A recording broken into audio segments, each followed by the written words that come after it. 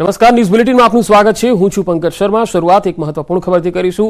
સમાચાર આવી રહ્યા છે અમેરિકાથી। અમેરિકામાં અકસ્માતમાં 3 ગુજરાતીઓના મૃત્યુ થઈ ગયા છે। મૂળ આણંદના બોરસદ તાલુકાના ગામના રહેવાસી 3 મહિલાના મૃત્યુ થયા છે। એટલાન્ટાથી સાઉથ કરોલી જતા અકસ્માત થયો હતો। સાઉથ કરોલીના ગ્રીન વેલીમાં ડિવાઈડર સાથે કાર અથડાઈ હતી। કારમાં સવાર 4 મહિલાઓને અકસ્માત નડ્યો। 3 મહિલાઓના મૃત્યુ થયા છે। એક મહિલાની હાલત ગંભીર બતાવાઈ રહી છે। મૃતક મહિલાઓમાંથી એક મહિલા કાવીઠાની વતની છે, જ્યારે 2 વાસણા ગામની વતની હતી। ઇજાગ્રસ્ત મહિલા પણ વાસણાની વતની હોવાની માહિતી આવી રહી છે। અકસ્માતમાં રેખાબેન દિલીપભાઈ પટેલ, સંગીતાબેન ભાવેશભાઈ પટેલ અને મનીષાબેન રાજેન્દ્રભાઈ પટેલનું મૃત્યુ થયું છે।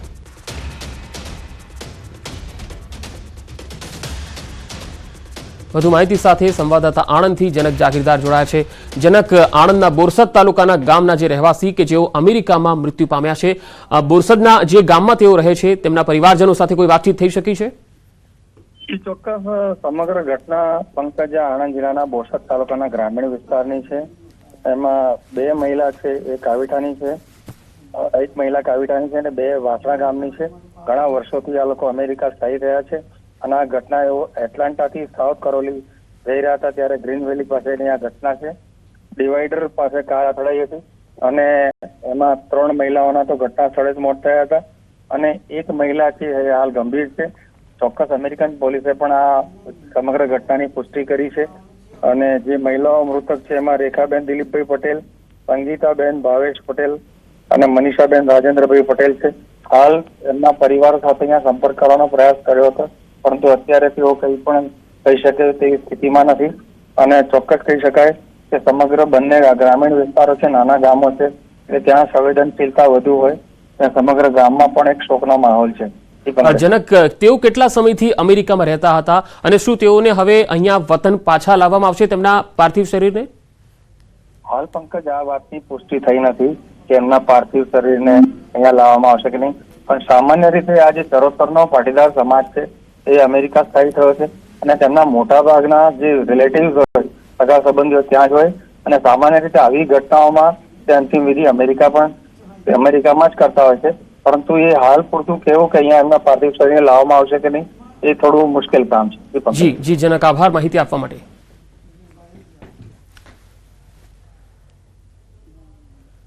અને હવે વાત અમિત શાહના ઝંઝાવાતી પ્રચારની।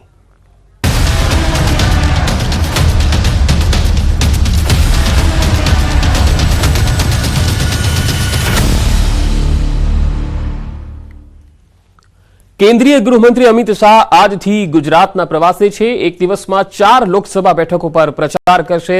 આજે કેન્દ્રીય ગૃહમંત્રી અમિત શાહ પોરબંદર, ભરૂચ, પંચમહાલ અને વડોદરા બેઠક પર પ્રચાર કરશે। તો સવારે પોરબંદરમાં અમિત શાહ એક સભા પણ સંબોધન કરશે। પોરબંદર બાદ બપોરે 3:30 કલાકે અમિત શાહ ભરૂચમાં એક જનસભાને સંબોધન કરશે। તો સાંજે 5:30 કલાકે અમિત શાહ પંચમહાલ ખાતે પણ એક જનસભા સંબોધશે। સાંજે 7:30 કલાકે વડોદરામાં એક રોડ શોનું પણ આયોજન છે, જેમાં પણ અમિત શાહ ઉપસ્થિત રહેશે। હાલમાં પોરબંદરના જામકંડોરણામાં અમિત શાહની પ્રચાર સભા માટે મોટી સંખ્યામાં લોકો આવી પહોંચ્યા છે। તો વડોદરામાં અમિત શાહ ભવ્ય રોડ શો આજે સાંજે યોજવાના છે, જેમાં ગૃહ રાજ્યમંત્રી હર્ષ સંઘવી પણ જોડાવાના છે। 3 કિલોમીટરના રોડ શોના રૂટ પર હાલ SRP સહિત 800થી વધુ પોલીસ જવાનો બંદોબસ્તમાં ગોઠવાયા છે। સાથે રોડ શોમાં 20થી વધુ ફ્લોટ પણ જોડાશે।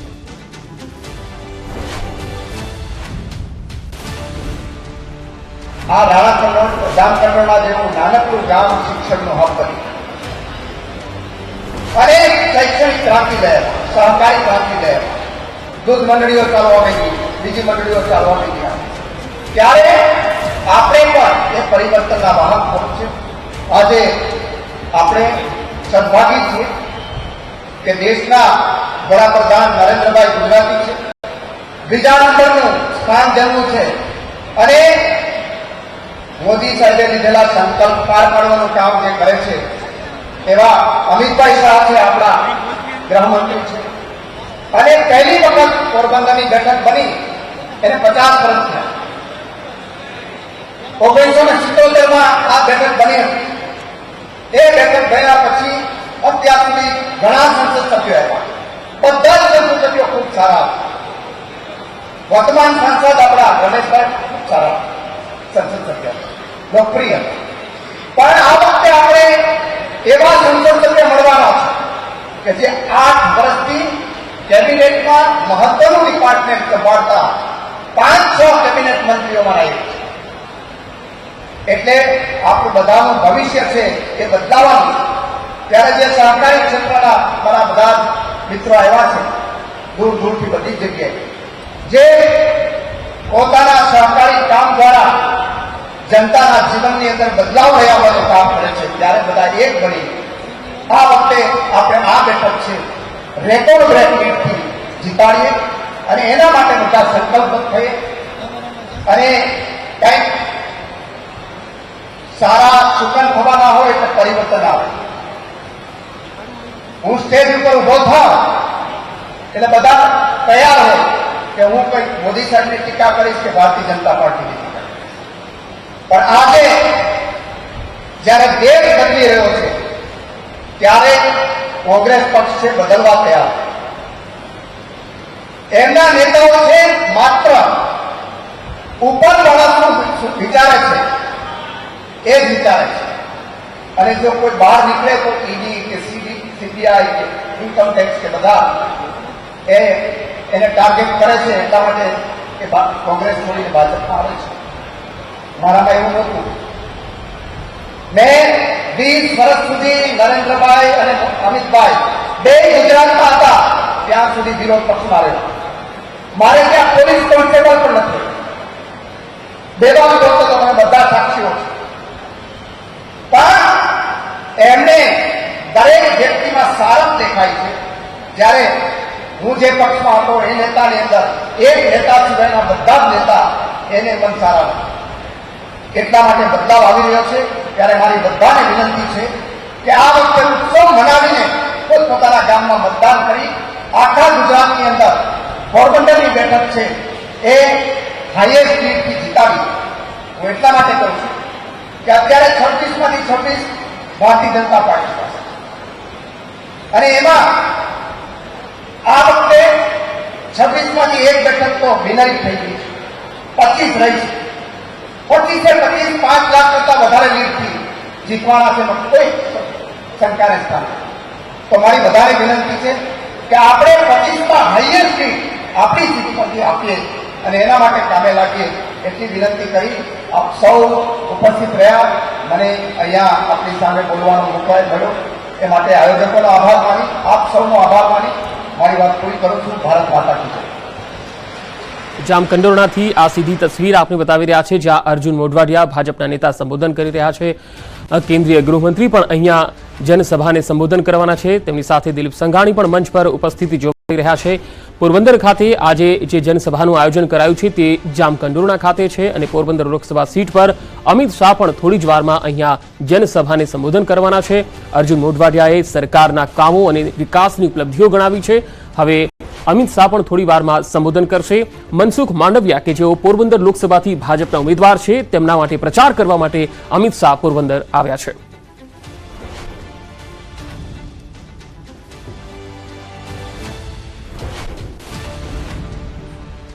અને હવે વાત મહાસંગ્રામની.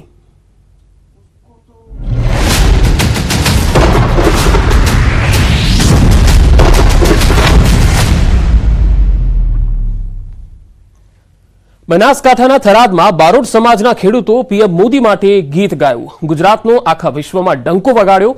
બોલીને ફરે નહીં એ આપણા પ્રધાનમંત્રી. આ હતા ગીતના શબ્દો. ભાજપનું સર્વ સમાજનું સંમેલન આ ગીત ગાતા સભાના તમામ લોકો એ તાળીઓના ગડગડાટથી ઝીલ્યું હતું.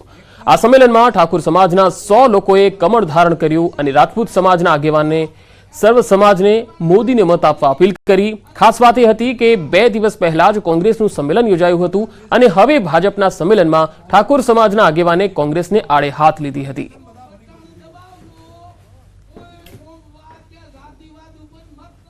દેહ હશે અમારો નગર દિયા ગુજરાત વિશ્વમાં ભારત. દેહ હશે અમારો નગર વિયા ગુજરાત. દામોદર નો દીકરો ઈટો આ નરેન્દ્ર યાનું નામ હીરાબાનો હીરલો હાસો.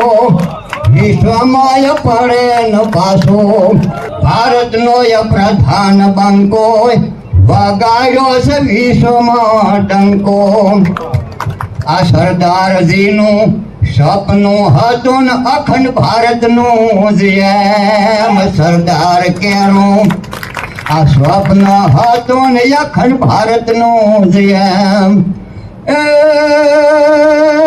ગુજરાતનો આ ગૌરવ ધારી આ કયા કમ તમામ બોલીને બીજો ન બોલે અને આખું બ્રહ્માંડ ડોલે।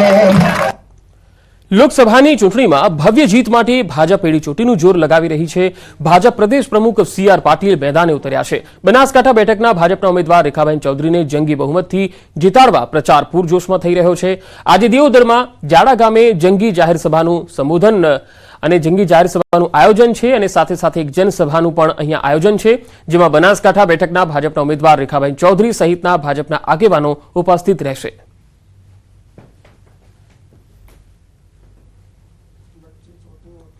તો દિયોદર ખાતે આજે સભાનું આયોજન છે, જ્યાં મોટી સંખ્યામાં લોકો આવવાના છે। હાલ અહીંયા થોડી જ વારમાં કાર્યક્રમ શરૂ થાય એ પહેલાની તસવીરો અમે આપને બતાવી રહ્યા છીએ। મોરબીમાં એક યુવતીના લગ્નના દિવસે પાનેતર પહેરીને પરીક્ષા આપવા કોલેજ પહોંચી। લગ્નનો દિવસ હોવા છતાં ખુશાલી ચાવડાએ પાનેતર પહેરી એમકોમની પરીક્ષા આપી। સેમેસ્ટર 4ની પરીક્ષા અને લગ્ન એક જ દિવસે હતા, પણ ખુશાલીએ બંને જવાબદારીઓ બખૂબી નિભાવી। લગ્નના પહેરવેશમાં ખુશાલી જ્યારે PG પટેલ કોલેજ પહોંચી તો સૌ કોઈ જોતા રહી ગયા।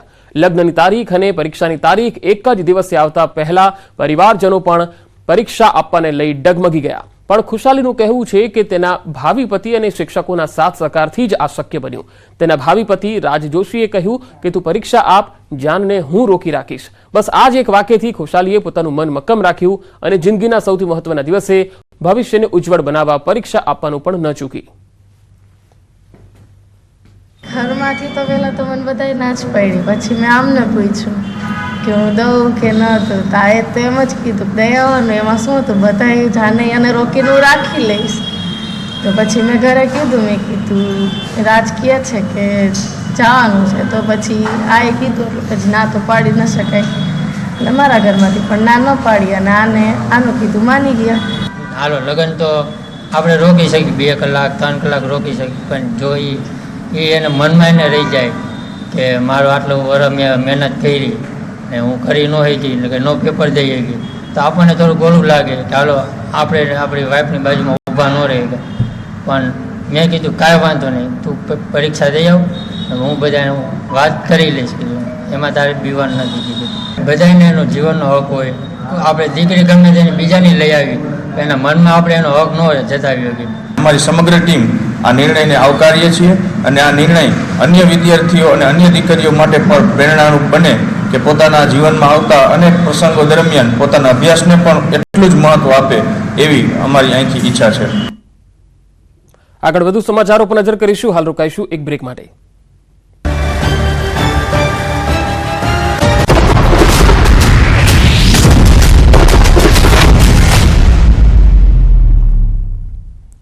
Welcome back. પ્રિયંકા ગાંધી આજે ગુજરાતના પ્રવાસે છે। વલસાડના ધરમપુરમાં ચૂંટણી સભા સંબોધશે।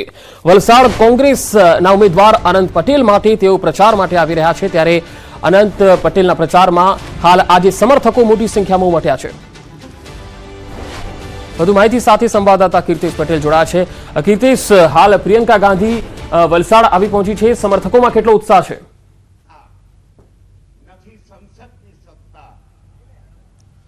લોકસભાની ચૂંટણીમાં કહી શકાય દક્ષિણ ગુજરાત રાજકારણનું એપિસેન્ટર બન્યું છે અને કહેવત છે કે દક્ષિણ ગુજરાતની વલસાડની બેઠક છે, આ બેઠક જે જીતે છે તે સરકાર બનાવે છે, ત્યારે આપ સૌ અહીંયા બેઠા છો। અનંત પટેલ આદિવાસી નેતા છે અને જે પ્રકારે તેઓ કહી શકાય ઉમરગામથી અંબાજી આદિવાસી પ્રણામ છે, ભાજપ કે કોંગ્રેસને જીતવા માટે જોર લગાવી રહ્યા છે, ત્યારે દક્ષિણ ગુજરાતની બેઠક ઉપર અનંત પટેલનો પ્રચાર કરવા પહોંચી રહ્યા છે। થોડીક પહોંચવાના છે, લોકોમાં ઉત્સાહ છે, લોકોમાં પહોંચ્યા છે।